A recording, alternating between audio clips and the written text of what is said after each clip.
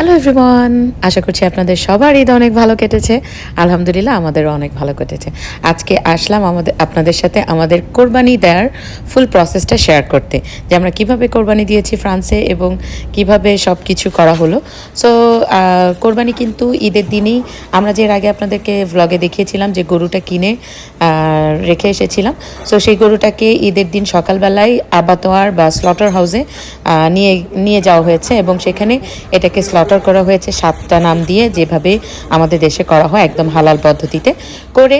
তারপরে এই গরুটা কিন্তু আমাদেরকে সাথে সাথে স্লটার হাউস দিতে পারে না। তার কারণ হচ্ছে এখানে একটা নিয়ম আছে, 36 ঘন্টা পর্যন্ত গরুটাকে ঝুলিয়ে রাখতে হয় এবং এর অনেক ধরনের টেস্টিং করতে হয়, যেমন এটাতে কোনো ধরনের ব্যাকটেরিয়া আছে কিনা বা কোনো কিছু আছে কিনা, সব কিছু টেস্টিং।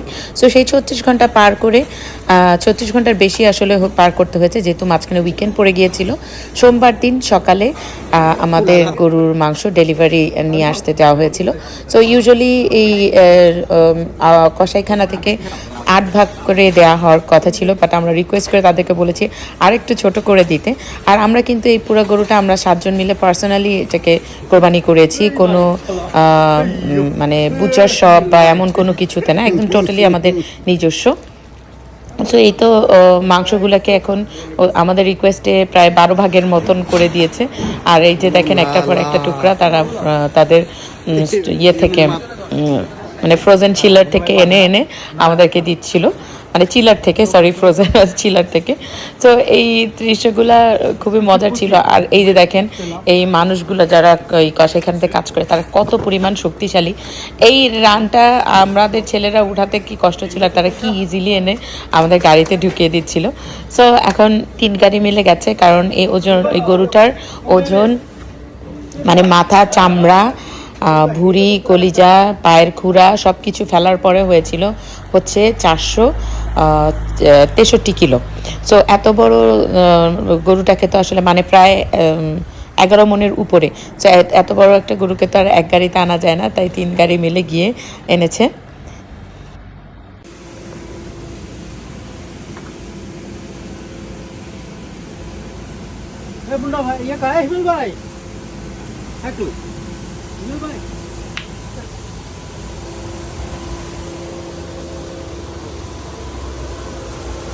ওটা কি ভুড়ি দিছে? ভুড়ি দিছে? আপনাকে আমি ওই নাগামরি সাইড থেকে নাগামরি স্যার আমার মানে দেন আপনি আমার দিয়েন, আমি চারা করে দিব, কিন্তু এখন কিন্তু লেট। হ্যাঁ সমস্যা নাই। আচ্ছা নেক্সট বছর ধরেন রিঙ্কু ভাই, রিঙ্কু ভাই একাও পারতো। তারও সরে যা বাবা, তুমি ধরো, তোমরা একটু শক্তিশালী বেশি না তুমি? আমি খাইছি তখন মাংস উঠানোর সময় আমি আগে হাসিবত কোমরে লাগে। হ্যাঁ তা তুমি ধরো না, তুমি ধরো তো সেবু। হ্যাঁ 3টা দুর্বল লোক একসাথে গেছে।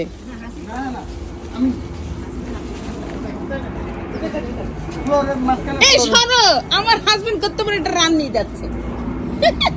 জান ঢোকেন।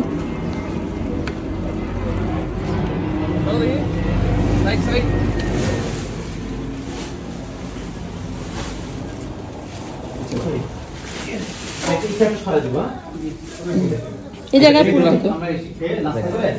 তারপরে শুরু করব। নাস্তা সব রেডি, জাস্ট আপনারা খাবেন আর কি। জিতছে হ্যাঁ জিতছে।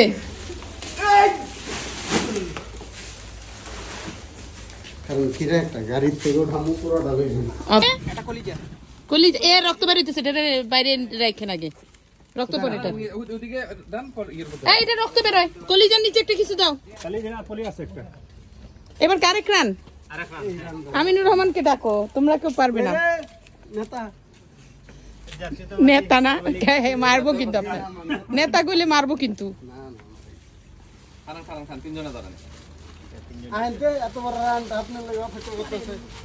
সরে যা, তোর সে ব্যথা পাবি, এবার একটু সরে আয়। তোর শির একটু মনে হচ্ছে একটু উঠাই, আমি জানি না। হাসিব উঠাইস না তোর, তার সরে আসো বাবা। যাও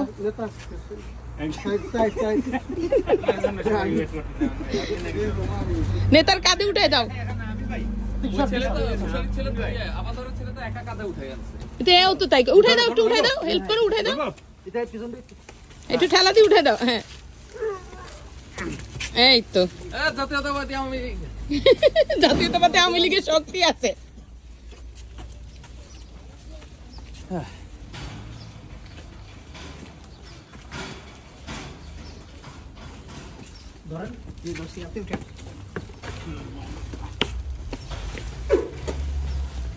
বাপরে বাপ,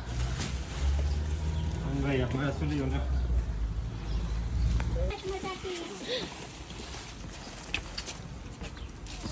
বহুত কষ্ট হইতেছে আমার। যার বউ মোটা তার শক্তি বেশি।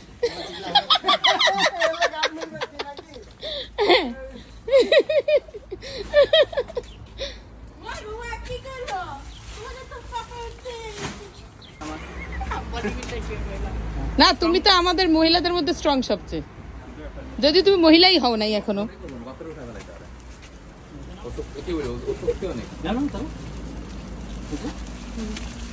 ওই দেখো কি ইজিলি চলে যাচ্ছে।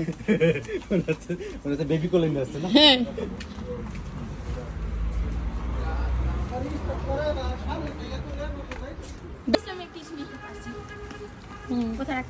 ওই যে ওখানে উপর থেকে ফেলিস না, আস্তে করে নামাই দিস।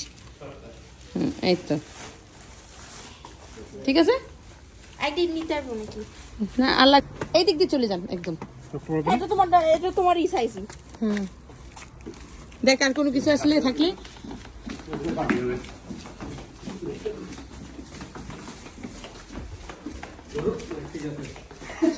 রিঙ্কু বেরে তো আমি কাজ করার জন্য হায়ার করছি।